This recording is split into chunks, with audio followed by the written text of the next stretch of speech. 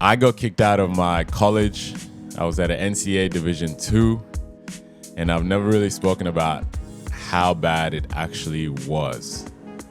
So, a bit of story time here. My name is Atem Bior.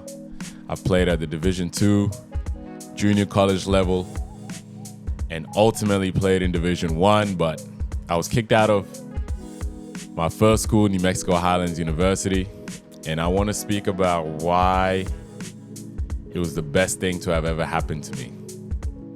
Looking back, actually, let me just go back. When you're chasing this dream, everything counts.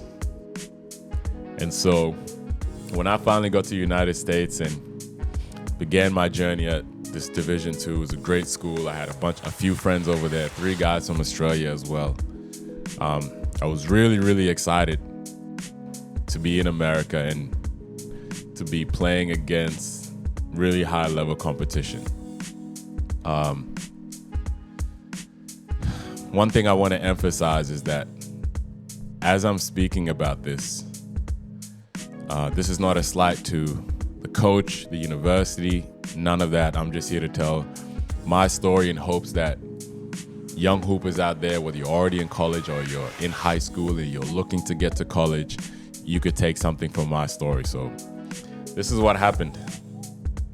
So I redshirted my first year. This is in 2015.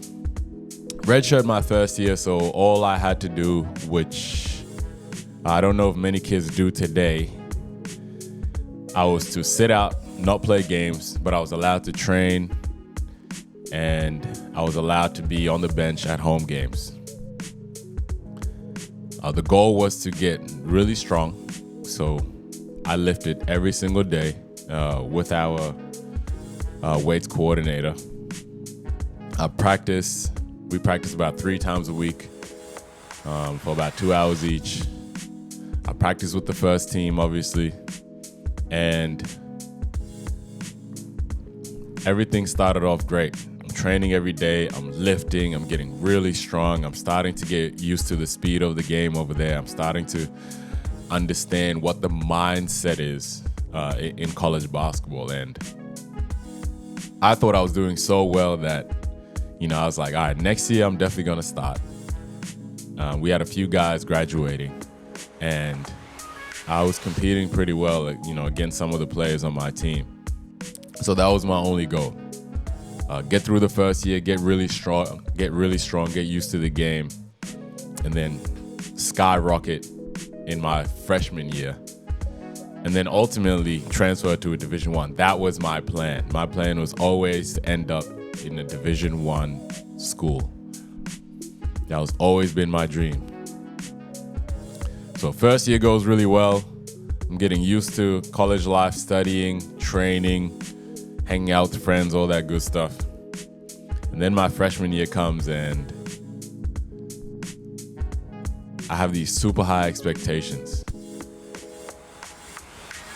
So I remember the season starting and, I don't think I wasn't a starter. I was coming off the bench, but, I was confident I was going to get a few minutes. Coach was confident in me. I was on a full scholarship. Coach trusted in me. Coach Snow, he was a great coach.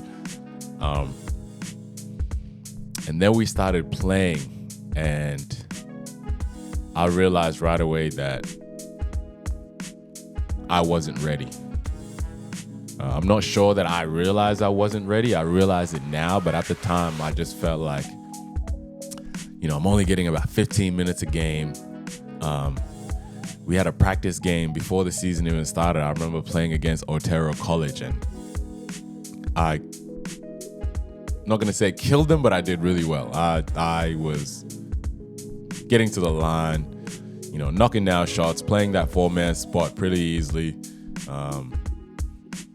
And I did really well. I think I had about 17 points that game or so. And I was like, okay, I could keep this up for the rest of the year. If this is a really good junior college and I'm doing this well, and this college is supposed to have Division I caliber guys, I'm going to be fine. I'm going to do well. Fast forward, the season goes on and I'm not performing. barely scoring over 5 points a game. We had really good guys. Guys are driving. I'm the dump-off guy. I'm not catching. I'm not hitting any threes. I'm not shooting any threes. I'm just playing this pick and roll spot. I'm just supposed to, rebound and defensive rebound and just play hard. And I'm busting my ass every training, every game, but things just aren't clicking. And so at some point I just said, F it. Screw this. I don't care anymore. I remember having an argument with Coach on the way home from a game that we had just had against the Yellow Jackets. Forgot where we were. We had a long drive ahead, and me and Coach argued on the bus. And I remember just telling him, like, screw you. Not screw you, but I don't care what you're saying. I'm leaving. He blamed me for something I thought wasn't my fault. And I took that personally, and I felt like, hey man, I've done everything right so far. I've done everything you've asked. I've showed up every day. I'm getting extra training, mind you. I also train every day. I train before practice. I train on off days. I'm working on my skill. That was just, anybody who knows me and my guy Renko, we trained every day together. My guy Don, the 3 Australians there, we trained every day together. Playing or not, we trained. And so to have a disappointing year like that really hurt me. So that trickled off the floor. I remember apologizing to Coach and just telling him, like, I apologize for, answering back to you in that way. And I just remember he forgave me for it and was like, let's continue, just continue moving on, finish the season strong, and we'll speak again later. Fast forward, season's about to end. Season ends, and I stopped going to class. I had already stopped going to class before that. Like I was ready to, I was done. Stopped going to class, start hanging out more with my friends. We start going out more. Season's done, so now we have the ultimate freedom. I'm still training every now and then, working on my skills, but just wasn't focused on the academic side. And so I remember Coach calls me in and he's like, we need to have a chat. And I go into his office and we sit down and he's like, yo, Tim, what's going on? I'm like, what do you mean? Season's done. What's happening? He's like, I noticed that you're, failing half of your classes. And I've talked to your teachers. It's looking like you're probably not going to pass. I'm like, yeah, you're right. I don't know what to tell you. I just haven't been going to class. He's like, well, if it's looking like you're not going to pass, I'm going to have to let you go. And the writing was kind of on the wall. And so I already knew that's where things were headed. And so I was like, you know what? I think you're right. It's probably best that we go our separate ways. Probably going to go back to Australia. And he was like, that's cool.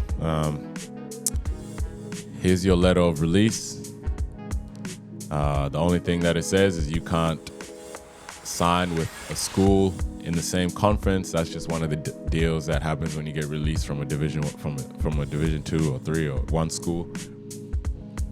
And I remember I fully accepted it, and it was one of the worst moments, one of the worst feelings I ever felt. I remember my stomach just turning, like wasn't a good feeling. You have people rooting for you back home. You have friends, you have family who believe you're doing the right thing, and not really knowing that you're not being righteous. You're not really being credible. And so I remember that was just one of the worst feelings, having to call back home and tell everyone that I love that, I was being released from my school and that I was probably going to just come back to Australia. Now, I won't divulge too deep into this video, but On the next video, I'll tell you how those calls went and how that changed. And I just wanted to kind of tell, guys in college and all this, it wasn't all downhill from there. I did make a conscious decision to swing things around, but it's probably not how you think it was. And so I'll explain that in the next video.